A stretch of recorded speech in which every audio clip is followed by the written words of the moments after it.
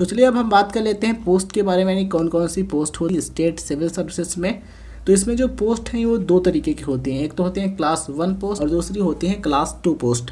तो आइए सबसे पहले हम बात करते हैं क्लास 1 पोस्ट के बारे में। तो वो कुछ इस तरीके से हैं जैसा कि आप स्क्रीन पर देख पा रहे होंगे।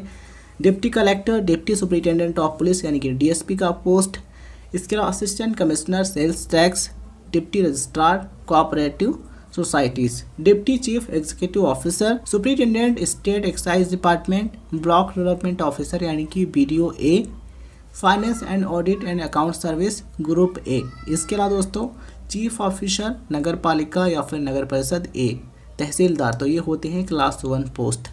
अब हम बात करते हैं क्लास 2 पोस्ट के बारे में। तो यहाँ पर आप देख पा रहे होंगे ब्लॉक डेवलपमेंट ऑफिसर यानी कि BDO B, इसके अलावा चीफ ऑफिसर नगर पालिका नगर परिषद B, मंत्रालय सेक्शन ऑफिसर, सब registrar cooperative societies B, taluka inspector of land records यानी कि TILR।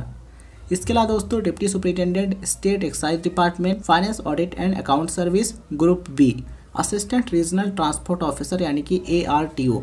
इसके अलावा दोस्तों नायब तहसीलदार का पोस्ट होता है। इसके अलावा और भी पद हो सकते हैं यानी कि और भी पोस्ट हो सकते हैं। ये डिपेंड करता है कि वैकेंसी जो है वो किन किन पदों पर भर्ती के लिए आई है।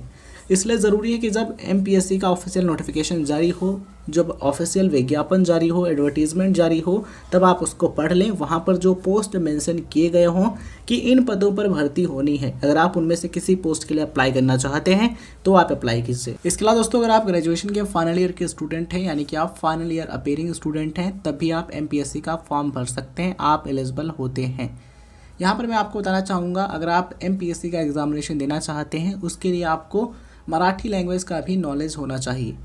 आइए दोस्तों अब हम बात करते हैं कि MPSC का एग्ज़ाम देने के लिए क्वालिफिकेशन यानी कि योग्यता क्या होनी चाहिए। देखिए दोस्तों MPSC की जो अधिकतर पोस्ट हैं उनके लिए क्वालिफिकेशन है ग्रेजुएशन यानी कि बैचलर डिग्री। मतलब कि अगर आपने ग्रेजुएशन कंप्लीट किया है, बैचलर डिग्री कंप्लीट की है किसी भी सब्जेक्ट में, एनी स्ट्रीम आपने ग्रेजुएशन कंप्लीट किया है, आप अप्लाई कर सकते हैं। जैसे कि आपने BA, BSc, BCom, BTech, PCA, BSc nursing, BBA, इसके अलावा कोई भी अदर बैचलर डिग्री कोर्स आपने किया है, आप अप्लाई कर सकते हैं।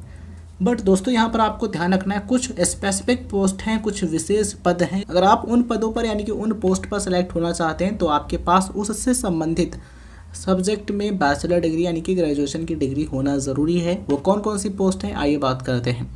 Assistant director Maharashtra finance and accounts services, अगर आप इसमें सेलेक्ट होना चाहते हैं तो उसके लिए ज़रूरी है कि आपके पास बैचलर डिग्री हो किस सब्जेक्ट में, कॉमर्स में या फिर CA में या फिर आउटलॉ अकाउंटिंग बाय ICWA, या फिर पोस्ट ग्रेजुएट डिग्री आपके पास हो कॉमर्स में, या फिर आपने MBA फाइनेंस किया है तो आप इसके लिए एलिजिबल होंगे एंड अप्लाई कर पाएंगे। इसके अलावा दोस्तों अगर हम बात करें deputy director of industry technical post की, तो इस पोस्ट के लिए क्वालिफिकेशन है डिग्री इन इंजीनियरिंग यानी कि इंजीनियरिंग की फील्ड में आपके पास बैचलर डिग्री होनी चाहिए। किस ब्रांच में, सिविल ब्रांच में या फिर आर्किटेक्चर या फिर टाउन प्लानिंग, या फिर आप साइंस की स्ट्रीम में डिग्री रखते हैं, मतलब कि आपने बैचलर डिग्री कंप्लीट की है, तो आप इस पोस्ट के लिए अप्लाई कर सकते हैं। इसके अलावा दोस्तों अगर हम बात करें असिस्टेंट रीजनल ट्रांसपोर्ट ऑफिसर के लिए, तो ये जो पोस्ट है अगर आप इस पर सेलेक्ट होना चाहते हैं तो उसके लिए ज़रूरी है कि आपके पास साइंस की स्ट्रीम में, मतलब साइंस में बैचलर डिग्री हो, या फिर आपने इंजीनियरिंग की है विद फिजिक्स एंड मैथमेटिक्स, तो आप इसके लिए अप्लाई कर सकते हैं। ठीक है, तो ये क्वालिफिकेशन है जो आपको ध्यान रखनी चाहिए अप्लाई करने के लिए। मुझे उम्मीद है कि चीज़ें आप बेहतरीन तरीके से समझ पा रहे होंगे। ये वीडियो जानकारी आपको पसंद आई हो, हेल्पफुल लगी हो तो इस वीडियो को लाइक कीजिए, शेयर कीजिए, और चैनल पर नए हैं तो राइट इन्फो वाला वीडियो चैनल को सब्सक्राइब करके नोटिफिकेशन बेल ऑन कर लीजिएगा, और वीडियो अच्छा लगा हो तो अपने दोस्तों के साथ शेयर ज़रूर कीजिएगा। इसके अलावा अगर आप किसी अदर टॉपिक के बारे में जानकारी चाहते हैं तो आप कमेंट सेक्शन में मेंशन कर दीजिए, हम उस टॉपिक पर वीडियो बनाएंगे। तो चलिए दोस्तों इस वीडियो को पेरेंट करते हैं, मिलते हैं किसी नए वीडियो में।